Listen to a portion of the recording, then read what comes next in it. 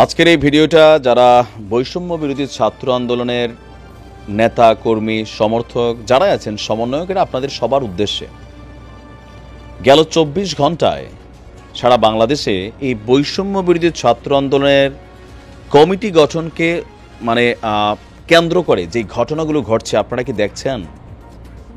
আপনাদের মধ্যে ইউনিটিটা কোথায় চলে গেছে দেখছেন? আর এই ইউনিটিটা যে ভাঙছে, এই ভাঙার মধ্যে যেই ঘটনাগুলো ঘটছে একের পর এক গেল কয়েকদিন যাবৎ, এগুলোর ফাইনাল রেজাল্টটা কী হবে একবারও কি ভাবতে পারছেন? আপনাদেরকে মানুষ কোথায় দেখতে চাচ্ছে আর আপনারা কি করছেন? গতকালকে বলেছিলাম ব্রাহ্মণবাড়িয়ার ঘটনা যে কমিটি গঠনকে কেন্দ্র করে দুই পক্ষের হাতাহাতি, ২৫ জন আহত, ২ জন গুরুতর। এরপর দেখলাম ময়মনসিংহে একই ঘটনা। আরও এক ঘটনা দেখলাম হঠাৎ করে, এইটার কোনো কারণ আমিও বুঝি নাই। জুলাই অভ্যুত্থানের যে গ্রাফিতিগুলো আঁকা হয়েছিল সারা বাংলাদেশের ওয়ালগুলোতে, মোটামুটি বিভিন্ন জায়গায়, সেই গ্রাফিতি মুছে ফেলেছে ল্যাবরেটরি স্কুল। সোশ্যাল মিডিয়ায় এটা নিয়ে বিক্ষোভ হচ্ছে। আমাদের কুমিল্লাতে গেল পরশুদিন ১৯৭ জন সমন্বয়ককে আপনার একটা কমিটি করে দেওয়া হলো। এটা নিয়ে কালকে কুমিল্লা আবার আরেকটা পাল্টা কমিটি তৈরি হয়েছে। যেই কমিটি কেন্দ্রীয় সমন্বয়করা দিছে সেটাকে তারা ছড়ে ফেলে দিয়েছে। তারা বলছে যে এই কমিটিতে এরা কারা? আমরা যখন আন্দোলন চলতেছিল আমরাই তো ছিলাম রাজপথে সমন্বয়ক হিসেবে ঘোষিত। তো এখন যে কমিটি হলো সার্জি, শাসনাত্রা বা যারা আছেন বাকেররা, তারা কাদেরকে কমিটি দিছে? এই কমিটি আমরা মানি না, তারা পাল্টা কমিটি তৈরি করছে। এই দৃশ্যগুলো আপনাদের একটু পরিচিত লাগতেছে, তাই না?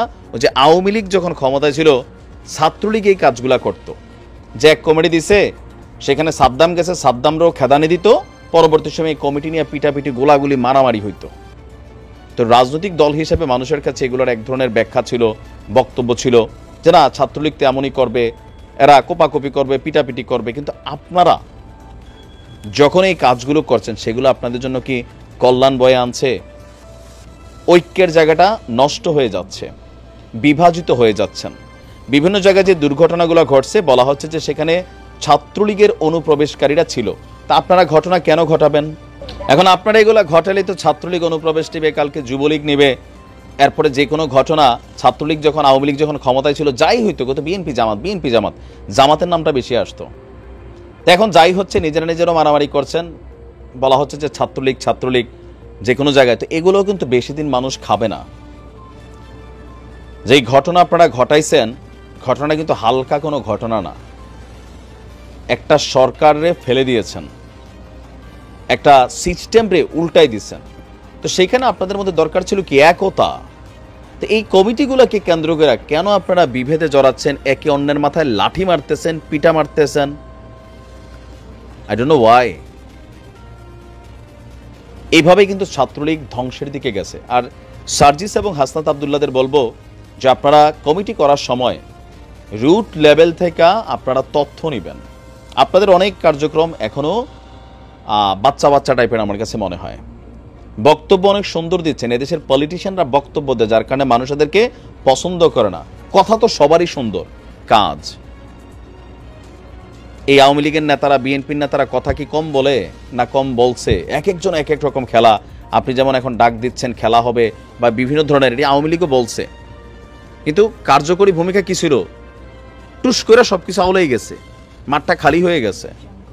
আপনারা আপনাদের যে টিম আছে সারা বাংলাদেশে, তাদের মধ্যে যারা প্রকৃতপক্ষে জুলাই অভ্যুত্থানে ভূমিকা রেখেছে তাদের নাম কি লিস্টে আসলো, নাকি ওই যে লোকাল একটা এরিয়া থেকে খবর নিলেন, এখান থেকে একটা লিস্ট গেল, সেখান থেকে কমিটি করে দিলেন, পোলাপেন এখন নিজেরা পিটাপিটি মারামারি করতেছে, পত্রিকায় আসতেছে? তো এগুলোতে কি হচ্ছে? বিভাজন হচ্ছে। বিভিন্ন জায়গায় আপনারা বিভাজিত হয়ে গেছেন। তো কেন্দ্রীয় কমিটি যারা চালান একটু অপরিপক্ক মনে হচ্ছে, বাট এগুলাতে একটু সচেতন থাকতে হবে, নয়তো এই ছাত্ররাই কালকে ডাক দিলে আপনাদের পাবেন এক গ্রুপ আরেক গ্রুপে পিটাবে। আর সাথে ছাত্রলীগ যোগ হবে, মাঝে মাঝে ছাত্র দলও যোগ হবে। কারণ সমন্বয়করা বিভিন্ন জায়গায় যে প্রভাব বিস্তার করেন সেখানে ছাত্রদলও কিন্তু জায়গা পায় না। শিবির কৌশলীভাবে তাদের সাথে চলে। ছাত্রদলের সাথে কিন্তু সংঘর্ষ পাচ্ছে, দেখেন না হাতুড়ি ছেঁচা কত ঘটনা চলে আসছে।